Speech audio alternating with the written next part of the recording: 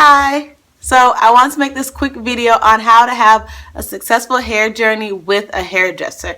Now I do know that when you do get on YouTube and you watch a lot of these YouTube videos, that's how I found out about like a healthy hair journey. A lot of these people on YouTube, they kind of take their whole hair journey into their own hands. Like they start self-relaxing, doing their own trims, doing their own cuts. They kind of like cut out salons altogether. And I do understand why they do that, because a lot of us have had bad experiences in salons. Like not every hairdresser is a good hairdresser. I do go to the hair salon, and I do go to the hair salon to get my relaxers and my like professional trims. So, and I do think I have a successful hair journey. This is all my hair. These are like how my ends looks, and so this is like basically all my hair, no clip-ins added.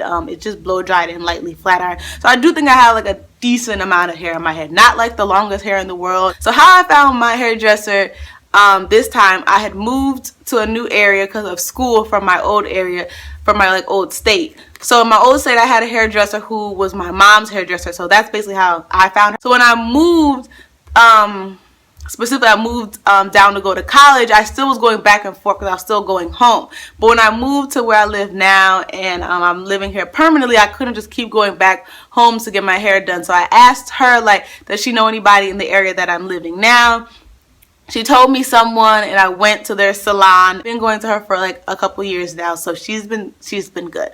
But a good way to find a good hairdresser is, I think, to talk to other people. If you're moving, ask your hairdresser where you're at, like I did, if they know anybody in your area, and they could probably help you out like that. Another good way, especially now because of social media, you can use Instagram. A lot of hairdressers put their pictures up on Instagram of their hairs, and they also do videos. Try to ask other people, like if you're on a job, or if you're like you see somebody frequently and their hair looks decent, like look at their hair for like maybe a month or two, and if their hair always looks good and healthy, you can always go up to them and ask like, hey, do you go to a hairdresser? I'm new to this area, or you just want another hairdresser, and they'll let you know, and they'll give you that information.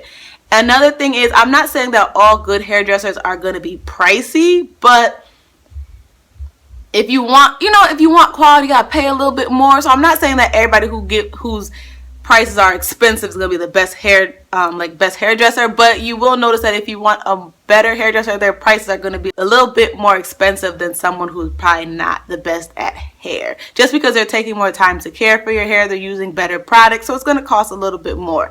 Also, when you do go to this hairdresser, you want to have like a consultation, and you want to talk to them and tell them what you want.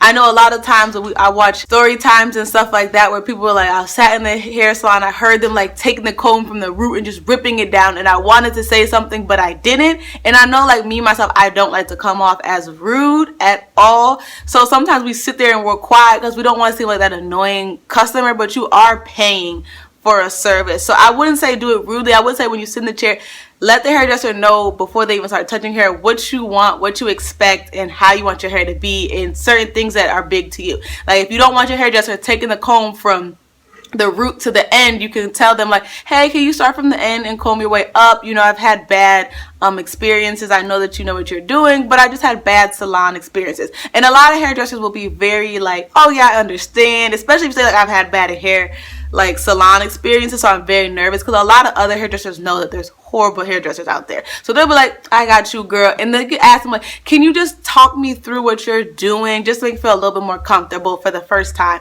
And if they are a good hairdresser, they won't feel any like rudeness or disrespect. Like, of course, and they'll be more willing to talk to you. A hairdresser who like, girl, don't worry, I got it, you good, just don't ask no questions. No, get up, leave. That's not good. A good hairdresser is going to be someone who's going to talk you through the process, explain to you why they're doing what they're doing, and if their explanation doesn't make any sense, leave. If the explanation makes sense, stay. And that's what my hairdresser, I was very like, she knew my hair was a good length. It wasn't as long as it is now, but it was really good, probably around bra strap length to almost grazing mid back length when I had met her. So I told her I really like want my hair to be long. I like the length, I like the thickness, and I told her I don't want my hair to be relaxed bone straight. And I was like, can you just like, do minimal to no smoothing and keeping it short? And she was like, yeah, of course. And she understood. I told her like, this is like, I want texture. So especially if you want to be text-like, you have to tell the hairdresser like what you want. Maybe bring in pictures, drawings, whatever you need to do. Like visuals is always good. And it's not saying that the person doesn't understand and they're dumb. You just want them to get on the same page as you. You can't just go into a hair salon thing and the hairdresser knows that you want your hair to look like a certain YouTube guru and you want this and that. And if you go to a hairdresser and you tell the hairdresser like, hey, yeah, you're at shoulder length and you want your hair to get to waist length, and they tell you, girl, no, you don't got that type of hair, your hair can't get that long, leave. Because you don't want anyone to be negative and a hairdresser who thinks like, oh, because your hair is at shoulder length is going to stay there for the rest of your life.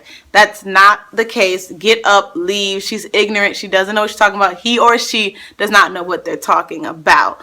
Your hair can grow, and if they're using things like, oh, you know, this good hair and that good hair, all hair is good hair. From the most kinkiest hair to the straightest hair, they're all good. Like all colors, everything is good hair. So especially if your hairdresser is using terminologies like, oh yeah, you don't have that good hair, your hair is nappy, or her hair just won't do this. Like, no, it's your job as a hairdresser to not make my hair do that, but help aid my hair to get to the level that I want. And I do go to a hairdresser every 6 months to get my hair relaxed and a good professional trim, just because I'm scared to do self-relaxing because I feel like I'm going to mess up the back. And yeah. So I'll talk to you guys in the comment section and I'll see you in the next video. Bye.